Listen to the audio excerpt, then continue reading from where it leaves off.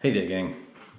Thought I'd check in with you, and we're going to try and use Periscope to record a little bit of video on the SPW World War One game system that is helping us explore what warfare was like in World War One, what some of the big issues were, how things work mechanically, what some of the strategies were. And while we're looking at this particular module here, that's not the one I actually played today. What I played today was a combined module that took in the Eastern Front. And it ran, the scale of the maps ran from Austro-Hungary into Minsk and north and kind of curving around towards the Baltic Sea. So it's a pretty broad area, and in fact it includes part of the Tannenberg terrain, and in fact some of the Galicia terrain from the Galicia area as well. So let's see.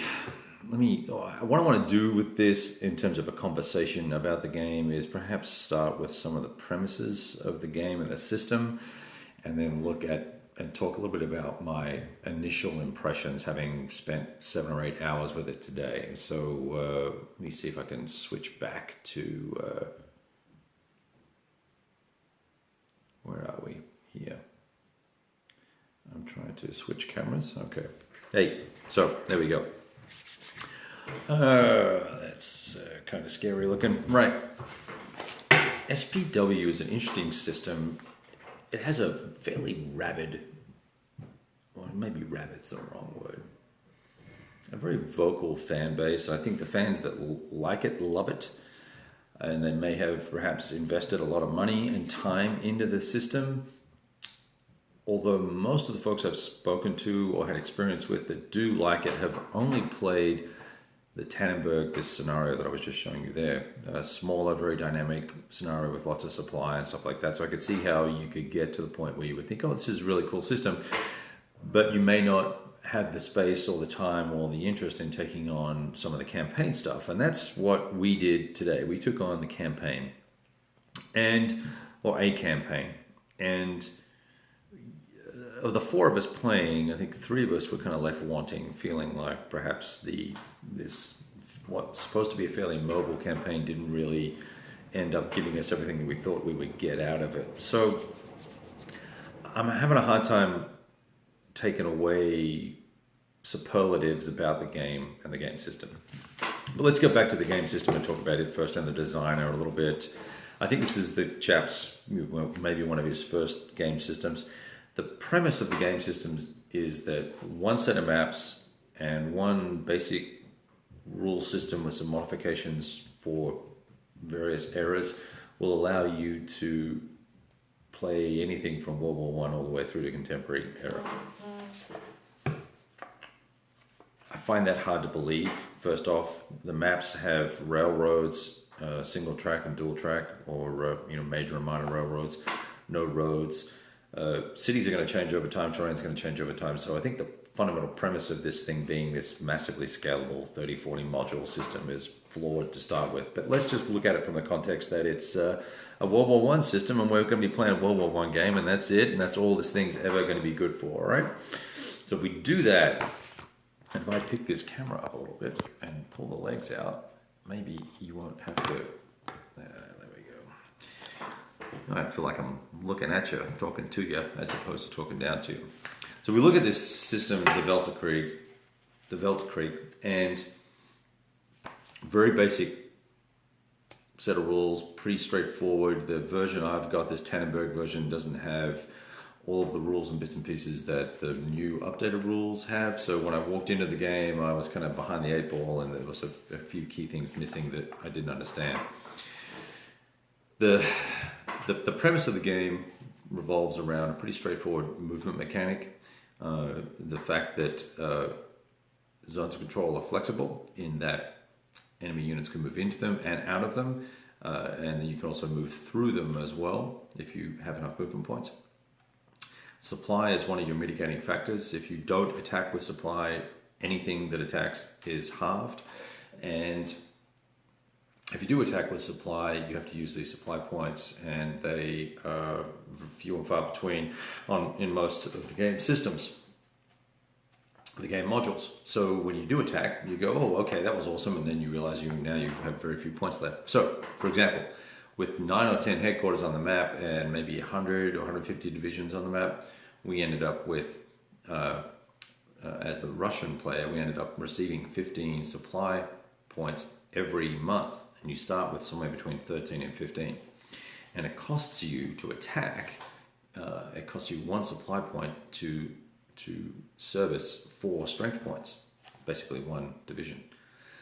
Quick little first off the bat attack I did. I attacked with 3 or 4 divisions and achieved a very mediocre result. Pretty much got nothing done, and used up a third of my supply for one of the HQs. My colleague who was playing the Russians down on the Austro-Hungarian side of the board ended up having to borrow a whole bunch of supply. And in fact, it wasn't borrowing; it was taking. Take a whole bunch of supply from my headquarter units to keep his attacks going. So there's this immediate thing where you start out with having to basically fight without supply, and you can do that. You fight at half strength. Now, if your enemy wants to fight back, counterattack, because any combat is considered to be a single combat where the attacker attacks and then the defender gets to counterattack. But the trick is the counterattacker gets to counterattack. If he doesn't use supply, he is halved, but then you triple him.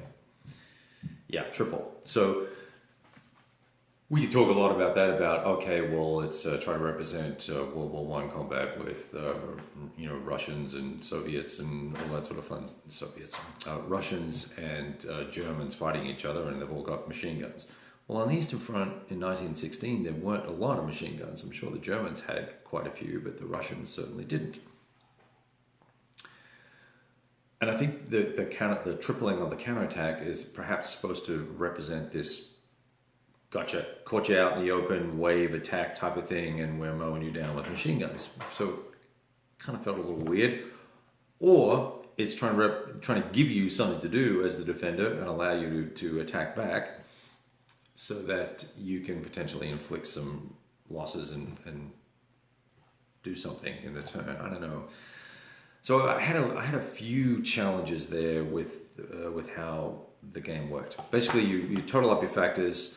You have DRMs that are all terrain based, and those DRMs will reduce your die roll if you're the attacker. So if you're attacking into woods, you'll get a minus on your die roll. But then when you do the counterattack as the defender counterattacking, you'll get a plus on your die roll.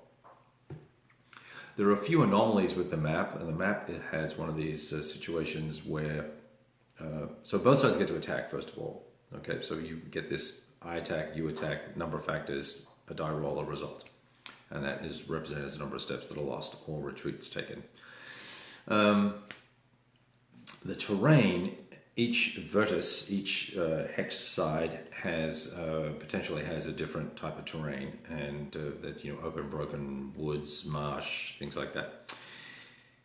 If you choose to attack in through the clear, and there's marsh on one side and woods on the other, the defender can choose to use the marsh as their defensive terrain choice. Okay. But if you happen to have trenches there as well, because it's the start of the game, you can actually have trenches that have marsh in the hex. And no other time can you have that. Basically what ends up happening, cut a long story short, is that you can't have trenches in a hex with marsh, but you can when the game starts. So you can attack you get a -2 on your attack for attacking through the marsh, and you get a -2 for the trenches, and you get minus for something else. Unfortunately, there's only a maximum of -4. So basically the best you can ever roll is 2, because you get this -4, which means you're only ever going to kill 1 or 2 steps when you attack as the attacker. As the defender, if you're defending with a full strength unit of 5, you're attacking back with 15, you're getting a +1 on your attack. The worst you're ever going to do is 2, and you are going to get between a minimum of 1 and more than likely 2 or 3 stat losses. So what I found happening was we would accumulate kills, they would accumulate kills, and they would gradually chip away at our victory points. Fortunately, right at the nexus of where the board was split between the two players, I found that one side thought they were managing some units and the other side thought they were managing the units, and neither of them were really managing the units. And I just made a few little attacks here and there, and they both said, no, you do it, no, you do it. I kept pecking away, realized that I was about to get a breakthrough, snuck all my cavalry up to this area, and then boom, blew through, created a 4 or 5, like a 60-kilometer wide front, and then just dove towards whatever the major town was down the road. I forget what it was called, Minsk or whatever it was. Which, this is sometime in the second month of the game. So we played about 8 turns, and then we played another 5 or 6 turns. And we were well on the way to capturing some VPs that you can't really lose. They're not recoverable VPs, whereas if I lose 2 SP and he loses 2 SP, it's basically a wash, so nothing's lost, right? So we're about to capture all those. We were going to get a couple of 100 points, and that was going to bump us up a victory level. And we kind of decided, well, that was kind of it. They had made a tactical error, and so we were going to call it a game. So I had this, feel-good moment, kind of thinking, oh, woohoo, we won, and all that sort of stuff. But I still had a bad taste in my mouth, and I think for me, that bad taste was, that was a lot of work for and a lot of frustrating work for not a lot of fun, not a lot of game. And it wasn't a simulation either. So if it was going to be a simulation, there needed to be more granularity going on in the game, more complexity. But if it was going to be a game, there needed to be more game, because my partner who was playing, Brady, while he was playing, he basically would attack. His enemy would retreat 1 hex, and then he would attack again, and he would retreat 1 hex, attack again. All the while he's being whittled down. His enemy's being whittled down, but his enemy is whittling him down faster than he's whittling his enemy down. He wasn't having a good time. My opponent was playing the Germans. We had a massive, long, probably 200 counters between us, maybe 300 counters between us. And basically, we made these little spot attacks. So I decided to attack right along the whole line, pretty much here and there, and make unsupplied attacks. That was one thing I did. And the other thing I did was make 2 or 3 killer stacks, and then just took 6 divisions and 3 RD and just went clunk, clunk, clunk, and chipped away at units. And then he would lose it. Have a weakened unit. He'd back that weakened unit out, stack it with HQ, go through a consolidation exercise and swap and bring in a new division. And I would chunk away at that sucker again, and I'd do the same thing and back units out. And so I had 2 or 3 stacks going on there, and 2 or 3 stacks going on in this little wedge location. Finally, we all kind of just agreed that we were done. 7.5 hours of gameplay, 3 hours to set it up. And that right there would probably, I would say, unless you organize the game very, very well from the get-go, and store it correctly, you're going to have an absolute bitch of a time setting it up. It took 2 people 3 hours to set up, so 6 man hours. That's way too long. Way too long. 4 of us played for 7 hours. I think we had a lot of fun, mainly because there was a lot of smack talk going on, a lot of laughing and a lot of fun, but it wasn't fun that was related to the game. There was a lot of grindy crap going on. That's World War I understand that. But for what we're getting here, I'm not sure that I'm buying any more of these modules. I am going to, how do I switch back? I am going to pop out Tannenberg at some point, and I'll show you the maps while we're here. I've got this, that's the Cauldron section, which is in the Carpathian Mountains, I think. Yeah. I don't think yeah, this is another part of the map that we actually were playing. No, maybe we weren't. So let's just put that aside. Let me find this other map for you. Here we go. This forms part of the battlefield that I was actually fighting on.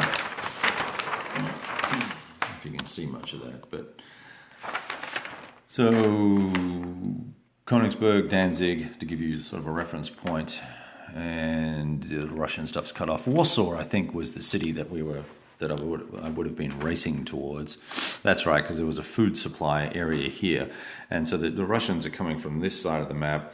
We were actually trying to drive somewhere through here and in along this way. And in fact, that's what happened. So we got the breakthrough around this area, and I pushed a cavalry, 8 or 9 cavalry divisions down this way.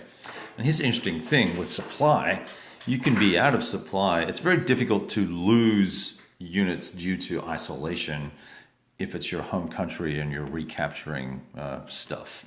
And in this particular instance, this was part of Russia at the time. I know this says Poland here, but it looks like someone's put some cities on here that we're missing. Anyway, that's what your maps look like. This is it's difficult to kill off units that are they may be out of supply, but they're not going to die per se in this particular module or the one we were playing. You can isolate them and attack them. If they have to take a retreat, then they're eliminated or they surrender or whatever the case may be. But there was actually some interesting stuff going on with this ability to move down here. If I could control these 2 hexes, I'd be in supply, have a line of communication to something in my home country, and that's what would have been going on here if I got all those cavalry units down here. So each of these would have been 10 or 20 victory points. That would have locked in a substantial buffer, and then we could have basically sat back for the rest of the game and not attacked, and make them attack us to try and chip away at points. So that's kind of the situation.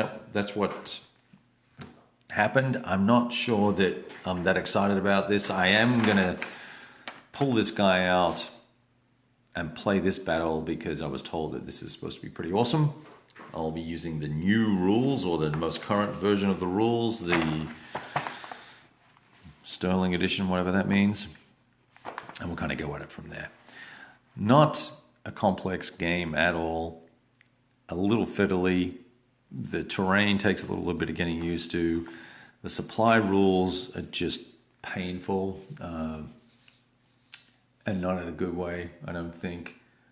And I think the attritional nature of the combat is okay, but it doesn't really lend itself to a dynamic game, even in this most dynamic of areas, the Eastern Front of World War One.